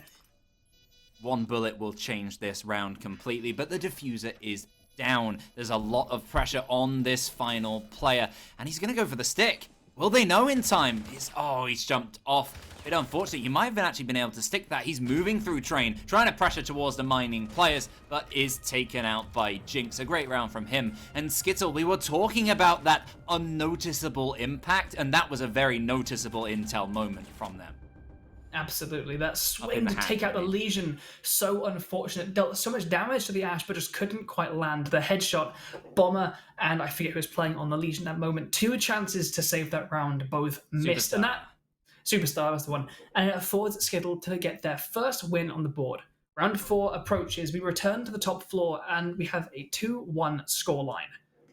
It's a good position for Skittle. After that 2-round loss, they looked a bit toothless, but they are really fighting back. That was a great effort. Cyberground, I was talking about the positives for them. They delayed really well. They had a very good fluid setup where, you know, the Lesion at the end there could replace the Mute, who was already aggressive with the man disadvantage late on. But in the end, just too much. Skittle offered a fantastic round consistently, and they won their fights. That was the biggest difference that round, and a lot of that came down to Jinx. Certainly did. He had a good couple moments there in particular where round-defining moments ended at the R4C's hand. He's going to be sticking to it for now. We do have a slight...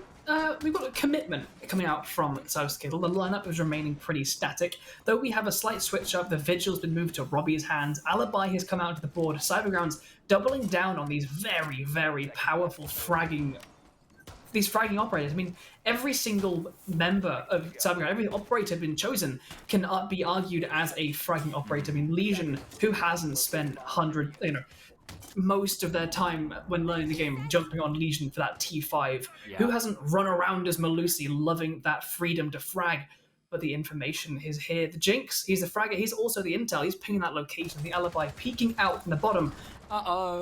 That's the intel they needed, though. It's Robbie tucked in across. He's looking for more as well. He's not quite done yet. That open bit of the window will be a direct target towards his head. And it is Dino gets the kill in response. And elsewhere, during that whole shebang, Dixie was taken out as well on the Alibi. So no Prisma fun for now. Just the one set inside of the site. And a disadvantage again for Cyberground. They found themselves again in a 3 versus 4. But they had 50 seconds, 40 seconds maybe even to defend last time. We've got 2 minutes 10 now. It's looking so much better for Skittle right now. This Cyberground, what we saw beforehand netting them wins was patience and, measured aggression. My V-mix is... But, there we go. I think we're back. Yeah. Oh, and Bomber what a time. Stepping up, immediately shutting down 2. Bomber gets a second one. He might be low on the KD in general, but right now this round, he's doing a lot of work. And Superstar finishes things off. Stuck Guy's last one to drop through the hatch, and what was looking like a Skittle round has been swung all the way back round to Cyberground's favor. What a time for us to leave. Indeed. We just reconnect and we miss 3 kills coming back from the disadvantaged team of the very 3 themselves. What an effort. I mean, a lot. Man. I was mid-point saying this amount of early aggression is not netting them what they're looking for and leaving these gaps for Skittle to take advantage. But I guess I was wrong. This early aggression definitely dealing a lot of damage to the attackers, losing some players, but when you've got the rest of the team that can still stand up and get those multi-kills, Can't complain too much. Nope. Got ourselves switching ourselves down to kitchen and service. Cyberground succeeding once more on the top floor. Stockeye switching from the Lion over to the Nomad. That's going to make a lot of sense. I'm seeing Cyberground be so aggressive, so fluid, and quick to move around the map onto a Nomad to come out and be like, nope, you are staying here. It's a footprint situation here, I think, for Skittle right now. It's what do you do on this attack? You're reattempting it. You lost it the first time. How can they adjust? They went very bakery-centric and just got taken out one after another, leaving, I believe, Inferius in a 1 versus 4. Not what you need. Will they be doing that top-down this time, or just clearing across from the other side of the map? They didn't even touch the east. What will they offer up this round to try and counter the strong defenses of Cyberground today? Well, there's some drones up near the top floor, so I'm wondering if this is going to come out into a bit of a quick top-down clear. With this being Nitro, we've got 2 Nitro cells in the hands of Dixie and Superstar, but a peek comes out from Robbie, uses the shotgun to jump back in. Doesn't net anything, though. This is the kind of aggression we're starting to expect, and this is what the Nomad I'm expecting is going to have a really big impact on this round. Cyberground are just so confident. It's one of the things that I have to admire about some of the teams. When a team gets to the top of ECS, when they're sitting at the top of that table, they just start to feel that confidence. You don't get that in other leagues, you know? You're top of ECS, you're top of the world, you know? You got that confidence. You know, you're winning national leagues, who cares? Are you top of ECS? No? Then I don't want to hear about it. There's something just so tangible about the confidence that comes out of Rainbow Six. You cannot go into a gunfight second-guessing yourself. It has to be with a mind of, I've got this. I'm winning this fight. And there's so much of that just coursing through Cyberground's veins right now that is just so evident in every move they make. But for now, we have the attackers beginning this top-down sweep. They're making decent time of it, but Robbie's there with the smokes to begin delaying it.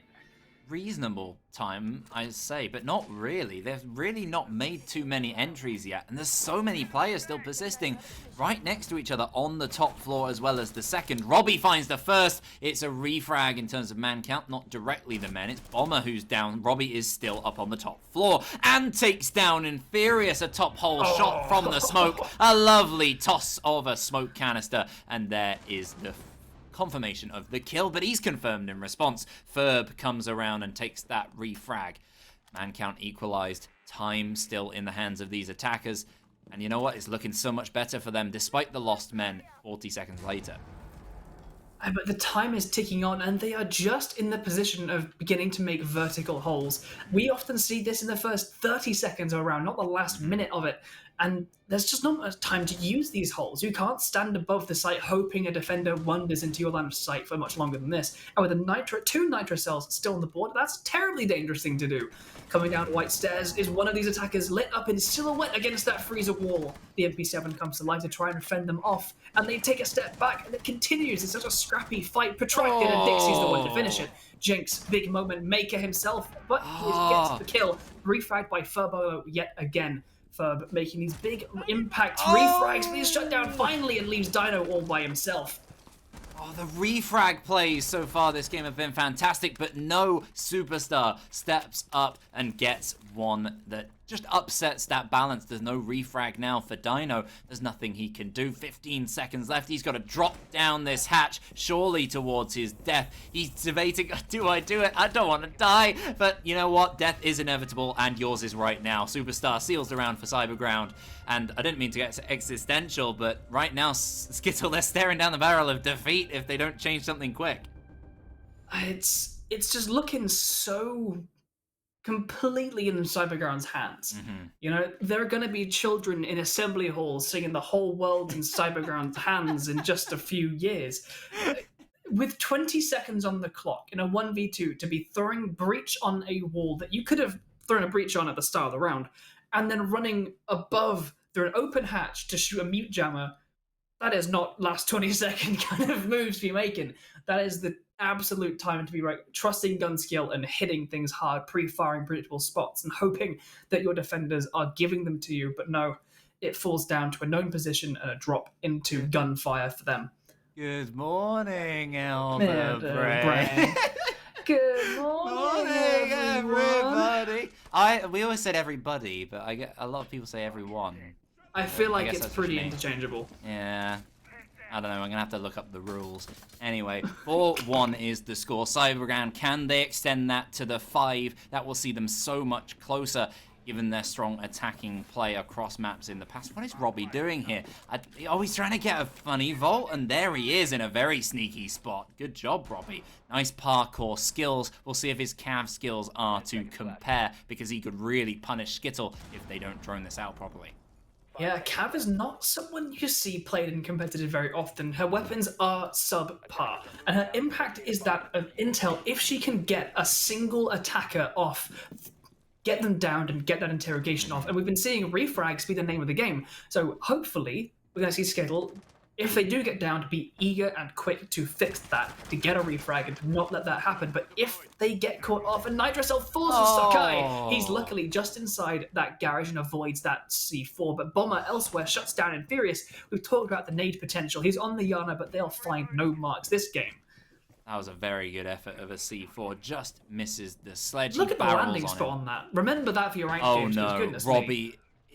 Wait a second. Oh, they're above it. From that top angle, it looked like he was absolutely surrounded there. But no, he's still quite safe as Sledge is putting pressure on the window. Look at this this angle on the soft hatch. I'm loving this. Some very inventive plays from Cyberground. Angles the attackers will not expect if they're on these windows. But early round, they've lost a man already, and it is the fragging man of Infurious. Potentially a bit of reliance upon this man sometimes. A trade does come out onto Dino with Dixie D'Amelio, and Stockeye gives the advantage. Well, now the advantage, actually, thanks to Jinx. Steps up 3-2. And at the halfway mark, a pretty good point at the round for Skittle. And not a nice one to be in if you've got the Mozzie, good gun, natural slot in pocket, but Robbie, he's got such low damage weapons, it's going to be really, really difficult to make a massive impact with those. So he's going to come up red stairs. He needs to pick off one of these. No! To pick up. No! Look behind you! He's on the drone! This is what? No! He's just running right across. No movement from that attacker, and he's going to be following around towards East Balcony. He's going to start creeping forward. Now he's checking corners. Spots the player, but he's being watched. Sakai shuts down the cabinet. It's all down to the Mozzie in a 1 versus 3. 1 whole minute left yet to work with. Jinx is going to get down on the floor of the bomb site. Where even is this Mozzie? He's coming up white stairs. He wants to try and pick off these attackers while they're getting vertical control. The shots ring out. Sakai is on such low health, but is it going to be enough? Is it going to be a monstrous effort here from Runner? The shit talk comes out in the chat, and is it going to affect the mental? The plant goes down. Vertical coverage from Ferb is the last nail in the coffin as Skittle.JPEG take that round. That's the way back in that they needed, Elder Brain. That's what we were talking about. And a lot of it kind of punished there. It could have been a turning moment, Robbie. Nobody knew that entire time. He just walked straight past him. Yeah, watch it back. Watch it back, Robbie. I've never seen anything like that in, what, three and a bit seasons here at ECS. I've never seen anything quite like that. It's so heartbreaking to just watch him run right past, and that attacker to be on the drone that long. Oh, dear me. I mean, to be honest, for as much as we were praising him for that parkour getting on that shelf, Robbie was not really present for much of that round. Like, the cav hiding in laundry with an angle of the window the attackers never went to. Wait. Was that... Did I see something really weird there on that clip, or did I just imagine that? Okay, we'll wait and see. Anyway, I think Robbie's just seen it on the replay. I don't know if he has. Dearie me. Well. What a situation. But thankfully for Skittle, if you're a Skittle fan, Kenny's probably watching along, enjoying the view. And you know what? He'll be quite happy about that. They've pulled themselves back. I mean, Cafe is one of those where you probably want to go even, if not positive, on your attack. But at the same time, defenses, they're always going to be pretty strong. And if Skittle have their strategies ready, which it seems like they do, they can just hold off, do what Cyberground did, delay well, and just 1 or 2 of those lucky kills can definitely help you claw your way back even. I mean, just like we saw with Footprint versus Jaegers. It was... We got to this point, and Jaegers were looking really quite lackluster. And then on the defensive half, they swung back with confidence. They began putting the plays together. They tied the rounds they needed, and they found their way to the win. I don't know that I have that confidence in Skittle. I think I might have it in Ferb and Jinx. Yes. They are very strong, reliable players. I've been talking about Ferb's clutch potential. It's Skittle's clutch potential right now to rescue things back from this 2-round deficit. It's definitely not as dire as we might be like painting it out to be, certainly, but it's just how indomitable Cyberground have looked so far this game, and Jinx has been downed. Bomber taking a lot of damage in response. Oh, so many players collapsing towards Cigar Shop, and they bought themselves a kill. No, but they're taken back in response. Stockeye, that's not a great deal for them. They've lost 3 to the main man. I've been talking about his death record, but he finds a quad with the pistol, a double. Robbie's now stuck on the roof, absolutely confused, flabbergasted, sitting there. What have we just witnessed from Stockeye? Robbie is left all alone. He's got the flashbangs in hand. He's got the Type 89. Good tools, but is it enough to take on this 1 versus 5? No! From Stockeye! An incredible sweep around. I don't know how Cyberground weren't prepared for that. And they got mowed down, and Stockeye... I mean, we were just coming... I mean, I take it back. All right, I take it back. I was just talking about how I've got faith in Jinx and Ferb, and Stockeye's like, well, excuse me, sir. An ace for your consideration. Hold my beer. That's what he says over in bar. And then goes and nabs quite a few. And he'll be celebrating after today. But not quite yet. Hold the champagne. You've got to wait. You've got to pull this all the way back and maybe go for the victory. They certainly want at least the point today. If they can take it all the way to overtime, they'll be quite happy with themselves. I mean, Stockeye, I've been saying, like, he dies a lot. Robbie on the Flores. Switching over to the Nomad, I don't believe Flores is actually allowed in the game yet. No, so he's giving away. That's a 6th pick. Yeah, a predictable 6th pick for sure. Yes, but I wanted to say for Stockeye just before, like, he is the most deaths. That being said, he does have an 8.2 kills per map ratio, which is pretty high, must be said. And he's proving there that he can be so impactful for this team. And that is the perfect example. What a showing from... I mean, you don't usually see him on the Jaeger. That's a very weird role for Stockeye to be following, but there you go. Yep. 10 seconds remaining. I'm eating nuggets. Hold up. Well, Elder Braid, we've got some interesting operators coming out as well. The Kaid opted for banned last game available here to make sure all these angles are nice and close. Same for the Mute, potentially, just as a backup, but getting rid of those drones as well. They've got pretty much everything in their hands, Skittle, and the extra one we don't see as often nowadays. Despite the change to Echo as an operator, him not being quarantined anymore. Similar to us, he's a bit more free nowadays, thankfully. Still not being played that often. And just like us, he's going to be sitting inside cafe. He's going to be starting things off. And Furious is the first to drop. No superstar. As of May, as of tomorrow. As of tomorrow. Elder Brain. Oh, that triple flashbangs flying behind it. Is this going to be followed up? The support comes in from Prep, and no move comes. So that's a lot of flashbangs, to be honest, wasted. No capitalization taken for it. Jinx now no longer blind, able to put more magnets out, and he's going to persist. An entry is going to come into Small Bakery, but there's the pushing through the main door, and that's the one to shut down that player behind the bar. Stockeye not able to make an impact. No, he shuts down Runner in return, keeps it from falling too far away, but man advantage taken by Cyberground. Yep, and it's great time efficiency. 1 minute gone. They've pretty much taken the control. They've got to worry about the Prep player's aggression, but it means the rest of the map is nice and clear. The east side, there is no pressure. Dixie D'Amelio will take that very happily. Stockeye here with the C4, with the AUG A3. He's in a strong position. He takes the first. A lovely peek onto the Maverick. Uncareful. And Robbie's taken down as well. Triple kill for Stockeye. He gets an ace, then a triple afterwards. This man is on a roll. I mean, he could get a double ace here. I don't want to jinx it, because Jinx is dead, but it's I have possible. never He's seen got that the before. gun in hand to do it with. This AUG A3 is an absolute slaughter machine with the 1.5 scope, and these two attackers are lined up. One by the bar, one on the stairs. The shot comes out, and Superstar is not going to allow that to occur. Double kill for him on the round. A beautiful flicker to the head of Dino is going to lead him into the 2 versus 1. Shots from Ferb ring out as he's hiding behind there in coffee. Predictable position. The pre-fires can come out, and so can the plant as he is no longer able to see the rest of the site. But no, Superstar is going to step in and step up putting this echo in the ground and making sure Cyberground stay in the lead one more round.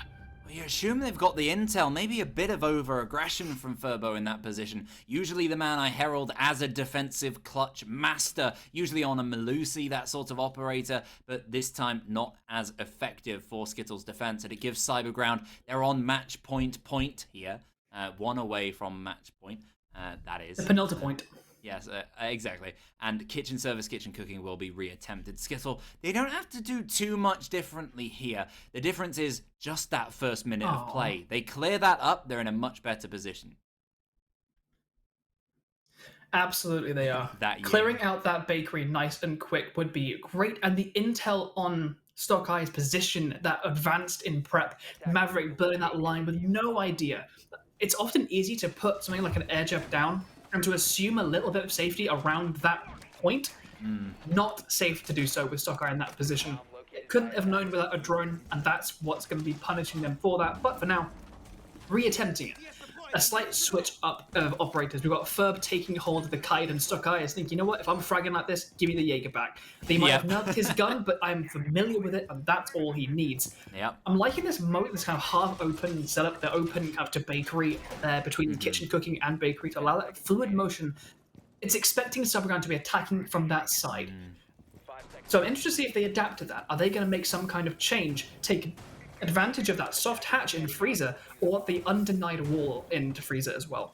Yeah, there's a lot of options for the defenders, but it means it's more options as well for Cyberground. It's just a more open playing field when you go for something like that. So it potentially could play into the hands of the attackers if they are on top of it strategy-wise. And it seems like they might be because they've identified this and they're moving in from the east, but they've got Stock Eye to deal with. They've taken down Inferius, but Stock Eye is the new danger man inside of VIP. His position pinged, and he's taken down. Runner quickly dispatching of him. Robbie takes down one as well. It's Dino falling. And again, a collapse at the start of the round for Skittle on this first floor defense.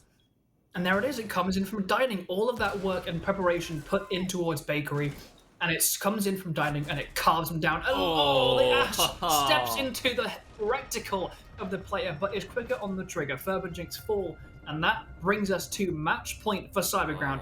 They have activated, absolutely, and we find ourselves one round away from the conclusion, potentially. One shy of a team ace as well, Cyberground there. Almost everybody stepping up. But that's pretty much the tale of today right now. I think it was just maybe Bomber who might have lacked one. But fantastic for Cyberground all around. They're going to be attacking third floor. Bar and cocktail. Skittle, what can you offer up here? They're showing their clash, which often means you won't stick it. That generally is the rule. Who knows? I mean, it's worth giving it a go. She is stronger, admittedly, down on reading a lot of the time if you want to delay. We've seen her finger pick, but it's been picked away to the Kali. Two very disappointing changes. But that being said, as you can gather by the wonderful sounds of my co-caster, two great operators anyway, and two beautiful ladies.